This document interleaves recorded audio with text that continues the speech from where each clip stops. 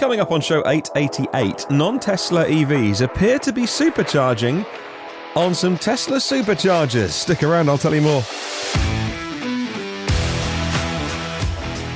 Plus, more on the Tesla Model Y Gigacastings, EVs for Maserati, and more charging stations at supermarkets. Well, good morning, good afternoon, or good evening, wherever you're listening around the world. Welcome to EV News Daily.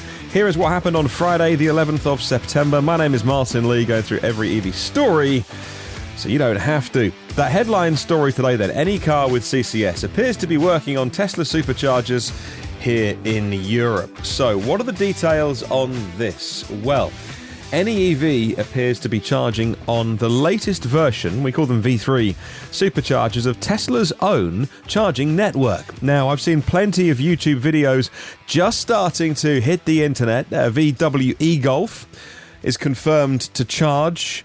The ID.3, which is out there for testing, has been charging on Tesla Superchargers. The BMW i3, the Bolt, over here it's called the Ampera by Opel, the Kona by Hyundai, the Ioniq, a Renault Zoe, obviously the new one with CCS, the Renault Zoe ZE50. Porsche Taycan as well has been charging. So we know these are the newest chargers. The V3 superchargers come with CCS here in Europe. Obviously in the US, you have a proprietary connector technology, but over here Tesla are moving to the CCS combo plug, so that's the type 2 plug with the two big DC pins beneath it. Now, this doesn't appear to be fake. It's too big. There's too many people online making YouTube videos now, too many people posting it. Tesla have been very quiet on this, and whilst I do know people there, I don't really want to get up in their face heading into the weekend and over the weekend and emailing and saying, you know, what's this all about? Because, you know, in the fullness of time, we will find out. And I get on pretty well with the people I know at Tesla. And if the answer is, oh dear, it's a bug, that's not really an answer that I want to extract from somebody. So, you know, what will happen will happen. They'll make a statement or they'll fix it or Elon will make a comment. But what could be happening here? Well, it's huge news. It is. Some people have sort of shrugged their shoulders online today and gone, oh, well, you know, it's sort of, you know, it's just electricity, of course. It's huge news because for such a long time, there was almost an assumption. I think I made that assumption that, you know what, Tesla superchargers wouldn't just work with any old EV. It's obviously some sort of clever technology where it talks to the Tesla and the Tesla talks back, and they'd have to do some hardcore work in order to enable that with any other car. Well, there's some options, aren't there? There's some possible explanations. Now, and I've probably not thought of all of them, but I've thought of four explanations for this. Now, I've had people reply to me immediately to say, it's definitely a bug. And I've gone, oh, okay, that's fine. And there's, you know, that's not official, but it's definitely a bug.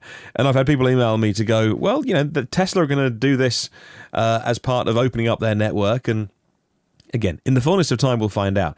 The way I see it, right, so there's some explanations for this. Number one, it's genuinely a mistake.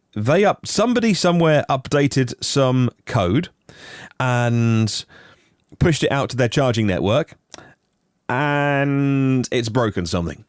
So the first option is it's a mistake. Something to do with V3 and the technology, the latest chargers from Tesla.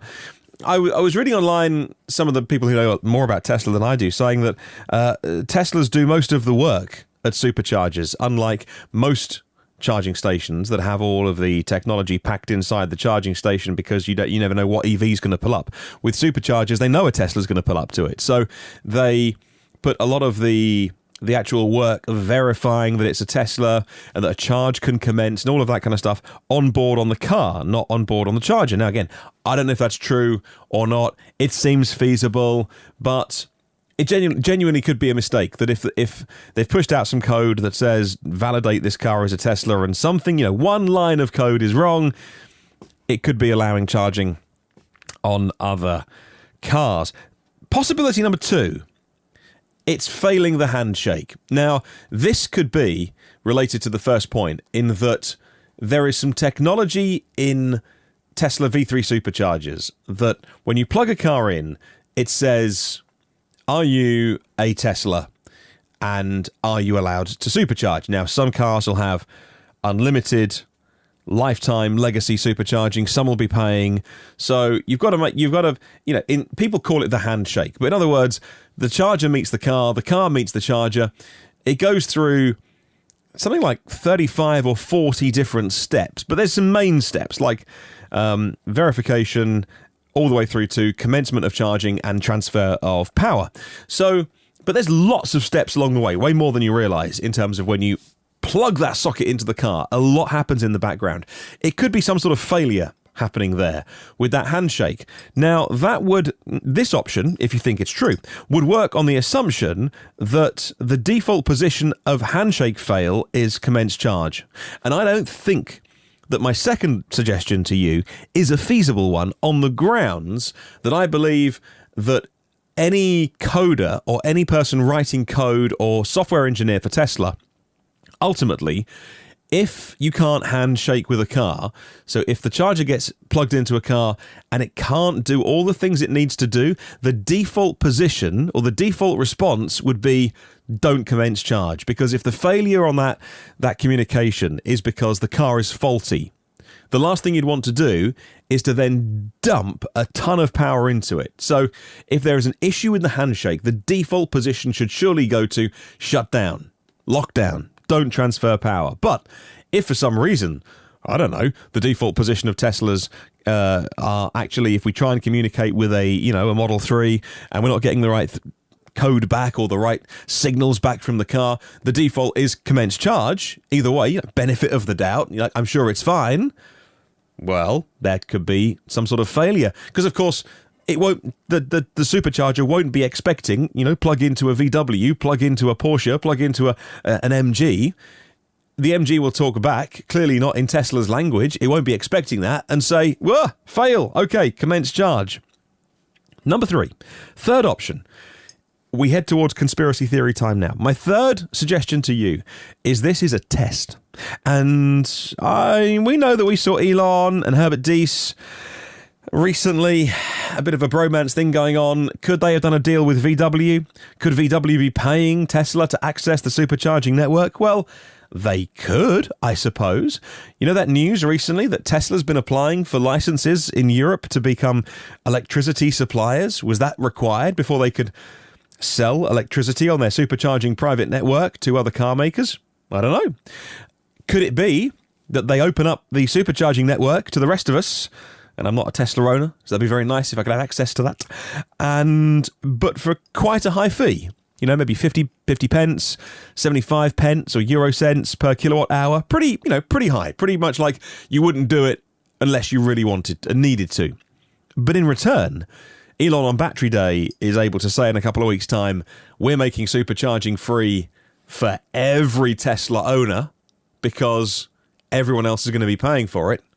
Well, that's possible.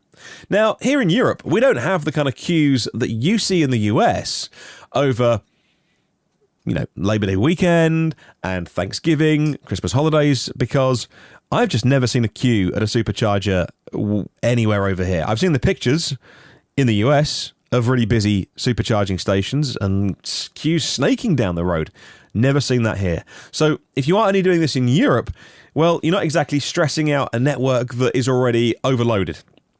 There is space. They're always building them in banks of 10, 12, 14, 16. There is space. So Tesla owners shouldn't be too upset. Well, that could be, if I look at that theory, it could be true. But again, Elon said that he doesn't believe in moats. A moat is something that you put around your company that the others can't copy. He said that on an earnings call once. I think moats are dumb or stupid, he said. I respectfully disagree. I think the supercharging network is one of the best things about Tesla. And just plugging in, and it just works. It's an advantage they've got over pretty much everyone. And apart from, the newest Porsche Taycans that have got plug and charge technology, which does the same thing. But it's better because you just find any supercharger and just plug in. So, yeah, I'm not sure they would do that because it takes away a massive competitive advantage for Tesla. And number 4, the fourth theory, and I've seen a few people online in the last, just recently talking about this, a new either French or European law. Now, all the superchargers I've seen in the videos have been either France or Germany. And some speculate there's a new law that says any charging network that isn't open to the public. So if you want to build a private charging network, you're more than welcome to. So if Tesla want to build a network of V3 superchargers for only Tesla owners, they're more than welcome to, but you have to leave one stall or more, but at least one, open for anyone to use in an emergency. So I've tried to research this in the last couple of hours because this podcast is already coming out way late, and I can't find any evidence. I found one article in French that talks about it, and then Google translates a bit dodgy at times. And even then, I couldn't find any EU law or discussion in the EU Parliament and all these kind of things. So I was hoping to find a paper trail, couldn't find a thing. So if you can help me out on that, be amazing. So what do you reckon? Any of those four that you subscribe to? Let me know in the comments on the YouTube show or email me your thoughts. I love to read them. And how do you think Tesla owners, if you're a Tesla owner, tell me how you're feeling about this, if it's permanent. I think I would be furious. Teslas come at a premium. And, that premium is for a few reasons. Well, one of them is you get access to being a Tesla owner. Part of it is buying into the brand. Part of it's the software. Part of it's the safety. Part of it's autopilot. Part of it is the supercharging network. And you've paid more for a car, more expensive than, they call it the Tesla stretch, more expensive than some people can, otherwise be looking at, because they just want access to being a Tesla owner. And that includes the supercharging network. If it's now available to everybody, at least V3 versions, Tesla owners, I think, would feel pretty miffed at turning up and there being only one space left, and just in front of them, a third-party car nicks in and starts charging. They'd be like, oh, hang on a minute, now I'm waiting because there's, a Renault Zoe on charge. Also, this story only appears to be V3 superchargers charging every other car. So maybe that's the worst possible thing to happen, because V3, well, they're the ones that charge at 250 kilowatts. Now, every other EV, unless you're talking about a Porsche Taycan or an e-tron, is really only going to charge at about 50 kilowatts on the CCS plug. So there you've got a charger that can deliver 5 times more power than any of these third-party cars can take. There are many, many more discussion points around this, but for the sake of timeliness, I'll move on. I've loved having that discussion with you today, and I'd love to hear your side of it and what you're thinking. It's just so exciting to think that this could be more than just a mistake, more than just a bug. It could be something that is possible, that other people can use supercharging stations at some point in the future. I don't know. Is it a test for what's coming on Battery Day announcement? Who knows? But I'd love to hear your thoughts, because it's a mega story leading into the weekend. All right. Another story about Tesla Model Y Gigacastings now. Aerial footage of the US factory in Fremont suggests they've begun to test the production of the single-piece casting machines for the Model Y. A Tesla enthusiast recently flew their drone over the facility and saw the new equipment being deployed. They called it a Giga press. On the Fremont factory site, says Teslarati. Reports have pointed to Gigafactory Shanghai receiving this technology, and 8 of them going into Giga Berlin to allow up to 500,000 cars coming out of Giga Berlin every single year. First ones to be made are Tesla Model Y, and they will be made with a single-piece rear casting rather than tons of bits all bolted together like the original Model Ys were. Maserati are in the news next. Not a name I say very much on this podcast, and I'm delighted to say Maserati just confirmed an all-electric SUV. It's coming out in 2022, and for now, it's called the MC20. 621 horsepower and a V6 engine on the version if you want to burn stuff. However, the full electric version doesn't have specs yet, but that is also coming. They are embracing electrification at Maserati. According to Inside EVs, 2021, next year is the year when Maserati will introduce the all-new Gran Turismo and Gran Cabrio models.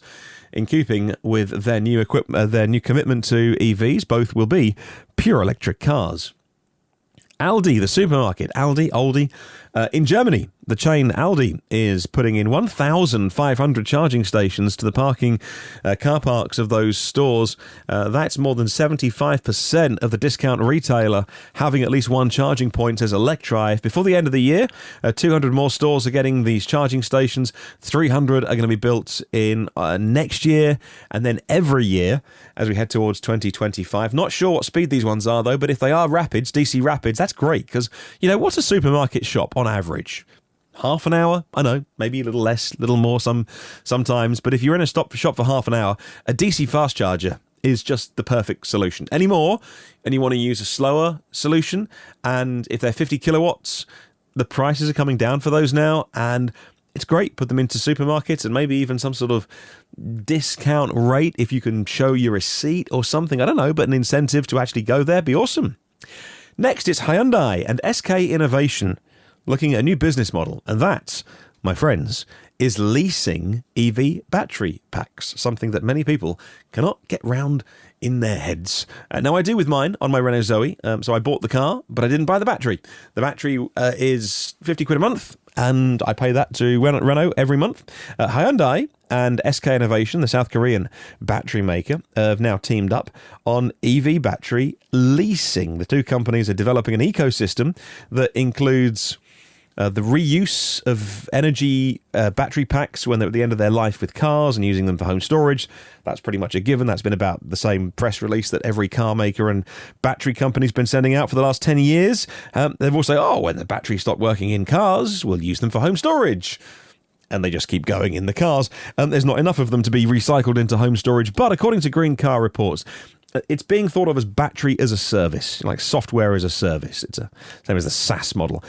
Envisioning battery packs part of a leasing or rental service as a recurring revenue stream for Hyundai, which is an increasingly important revenue stream for many companies to have that ongoing relationship with a customer. So there won't be as much servicing going on with EVs because they're more reliable. And actually, recurring revenue is very important. And so a battery lease means that you do get that money coming in every month in, month out, and it lowers the price of the car for the consumer to buy it in the first place by the cost of the battery. The case for battery leasing, and indeed battery swapping, was been, even Tesla in the early days tried it, laid out well by the likes of Better Place. No companies have really been able to make a viable business out of it until now. Last month, NIO did start battery leasing and battery swapping in China, in which customers pay a monthly fee in exchange for a big reduction in the vehicle's purchase price.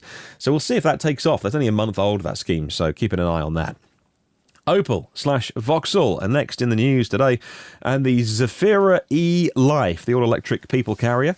Opel has opened the order books for the Zafira-e Life in Germany, the flagship variant of what they call the lounge on wheels. Takes up to 9 people in luxury. Available in Germany at €53,800, but there is an environmental bonus in Germany, takes the price down to 45.5 grand, which is pretty cheap for a big car like that may well be a working vehicle for shuttle runs, airport vehicles, hotel shuttles. The two battery sizes, 75 kilowatt hour will do you 330 Ks, and 50 kilowatt hours will do you 230 Ks. On the WLTP test cycle, they've got an app for it as well. It's called Opel Connect, so you've got all the usual things like checking the battery, starting and stopping the charge, you can schedule the air conditioning system in advance or just turn it on and off. Pretty good stuff. Okay, Electrify America are next in the news. And no, we're not talking about why they decided to shut off hundreds and hundreds of miles of I-95 over the Labour Day weekend. They have indeed apologised for that and said in due course they will explain their decision to shut down all the chargers on that route to replace the hardware. But they weren't replacing the hardware that day over the Labour Day weekend. No, it was a preemptive shutdown ready for when the engineers turn up at some point in the next few weeks. Yes, that's a mind-numbingly stupid decision, and I'm hoping that at some point Electrify America give a full explanation that will make me see it from their side of the story. But for now, all I can see is consumers trying to drive down I-95 and realising that all the charging stations have been shut down. Spectacularly stupid decision. No, this story isn't about that, even though I appear to have just given you that entire story. This is about Electrify America launching a new product called Electrify Home. If you would like to have an EV charger in your house, you can now use that company to put one in. The first ever Level 2 home charger was launched by Electrify America last year. As part of the launch, they opened a web store on their website where you can now buy your Level 2 home charger and get it fitted. Nina Hoogson is the senior manager at Electrify America of home charging, and she says right now 80% of EV charging is done at home, and with the launch of Electrify America Home, we are providing forward-thinking home charging solutions. I'm sure they are. Hey, I heard that number recently on a podcast on Fully Charged with Gareth Dunsmore from, he's one of the head honchos at Nissan. And I think he's the grand poobah of electric stuff. And he was saying that the latest data was about 80%, and that concurs with Electrify America. I thought it was near about 90% was done at home. But that's changed as battery sizes have got bigger, more people are doing longer journeys, pre-COVID, I must admit. He was saying it's about 4 out of 5 charging sessions are done at home, and the rest are done on the road, which is amazing, really. More than I thought. I thought more people charged at home. Right, a couple more stories. Google Maps. Google Maps will now tell you your estimated battery level on arrival. If you use Google Maps and you tell it what EV you have, it'll now estimate your battery level at arrival when you put your route into navigation. Now, at the moment, only for Android users, unfortunately. Back in 2015, Tesla put this feature into their cars, and Elon said it effectively ends range anxiety because it estimates when you'll be running out and whether you can get there or not. According to Clean Technica, Google Maps will look for fast chargers along your route and identify them for you. You can then add charging stations to your driving route before you leave or even while you're on your way. And if you add a charging station and find one along the route, it'll also recommend the minimum charging time to get to the next one. That's super cool technology. Only on Android, like I say, but I would love to try it. And if I can't, then, I'm fully in the Apple ecosystem. Maybe one of our listeners, our fellow listeners, can try it out, see if it's working yet, and let me know. Finally, GM will use a wireless battery management system to manage their Ultium electric car batteries. GM plans to become the first car maker in the world to use a wireless BMS, a wireless battery management system, for vehicles with their new Ultium batteries. I wonder if this applies to Nikola as well. They're going to be using their Ultium batteries from GM. According to Autoblog, GM can drop this system into lots of different vehicles now, from performance cars to heavy trucks, and rather than working out a wiring loom for every new vehicle that you do, the BMS will talk to the battery wirelessly. And it saves putting all the cables in, because then you haven't got to design a wiring loom for every type of car. And it'll do over-the-air updates as well. That's what this system will handle. Very, very clever idea, this, as long as it works, and I'm sure it will. That is fantastic. Well, thank you for listening today. That's your show. And if you want to leave a comment or let me know what you thought about any of the stories, particularly the whole Tesla Supercharger thing, then just let me know. As always, thank you to our patrons. Couldn't make the show without Patreon support. You don't have to. Absolutely not. This show is free. 100% free. And if you don't like it, I'll give you a full refund. If you want to support the show, though, on Patreon, I would definitely urge you to have a look at the page, like $5, $10, maybe more, if you want to, and it really, really helps every month to pay for storage, to pay for streaming, to pay for the software that's required, the editing, and all that kind of stuff. So, and for me to not have to take on extra freelance work and dedicate more hours to put this show together for you, whether you learn something, whether you're entertained by it, or whether you just like, listening to the show to pick up tidbits of information, Patreon is patreon.com/evnewsdaily, and have a look. No pressure. You don't have to. I'll do this show anyway. The premium partners of the show: Phil Roberts of Electric Future, Brad Crosby, Avid Technology, Porsche of the Village in Cincinnati, Audi of Cincinnati East, Volvo Cars of Cincinnati East. Looking forward to that new Volvo XC40 Recharge coming to that dealership very soon. NationalCarCharging.com and AlohaCharge.com, and Derek Riley running a spectacular EV review channel. It's called the EV Review Ireland YouTube channel. Do check it out. Also, our partners, David and Lisa Allen, they listen together to this podcast. OEM Audio of New Zealand and evpower.co.nz for your accessories. Hello, Gareth Hamer. Thank you, Gareth. eMobility Norway. Check them out, eMobilityNorway.com. Bob Boothby, and getting Millbrook Cottages, an elopement wedding venue, back on track post-COVID. Darren McCleskey from DeNovo Real Estates. Jukka Kukkonen from shift2electric.com. And Rajiv Narayan stepping up to be a partner of the show. And all of our exec producers: Alan Robson, Alan Shedd, Alex Banahini, Alexander Frank, Anders Hove, Andrea Jefferson, Asir Khalid, Ashley Hill, Bjard Fuchstack, Brent Kingsford, Brand Thompson, Bruce Bohannon, Giles Hall, Chris Hopkins, Colin Hennessy and Cams EV, Craig Coles, Craig Rogers, Damien Davis, Darren Fetch, and Dave Jewson, David Finch, David Moore, David Partington, David Prescott, and Don McAllister at screencastsonline.com. Eru Kiunyi Nyombi, Frederick Rovick, Gene Rubin, Gilberto Rosado, Jeff Lowe, Headley Wright, Ian Griffiths, Ian Sear, Ian Watty Watkins, Jack Oakley, James Storr, Jim Morris, John C. Solar, John, who is Beardy McBeardface at Ken TVs, John Manchak, Juan Gonzalez, Ken Morris, Kevin Masson, Carl Mann, Lars Daliger, Lawrence D. Allen, and Lee Brown. Luke Cully, Marcel Ward, Mark Bossett, Marty Young, Matt Piccioni, Mia Oppelstrop, Michael Pastroni, Nathan Gore Brown, Mike Winter, Neil E. Roberts and from Sussex EVs, Nigel Miles, Ohad Aston, Paul Ridings, Paul Stevenson, Pete Glass, Pete Gordon, Peter and D. Roberts at Oxon EVs, Phil Mouchet, Philip Troutman, Raj Badwell, Rajiv Narayan. Hang on a minute. 2 Rajivs? What? Renee Kimmick. Take his name out of that list and move it upwards a bit. Renee Schneider, Richard Lupinski, Rob Hermans, Rob from the RS Thinks EV channel. They're on YouTube. Rupert Mitchell, Serky Payne, Stephen Penn, Steve John, Thomas J. Tias, Todd Oakes, The Plug Seeker and his EV YouTube channel, Tim Gutteridge and William Langhorne. Have a wonderful day. Catch you next week for a brand new week of podcasts. And remember, there's no such thing as a self-charging hybrid.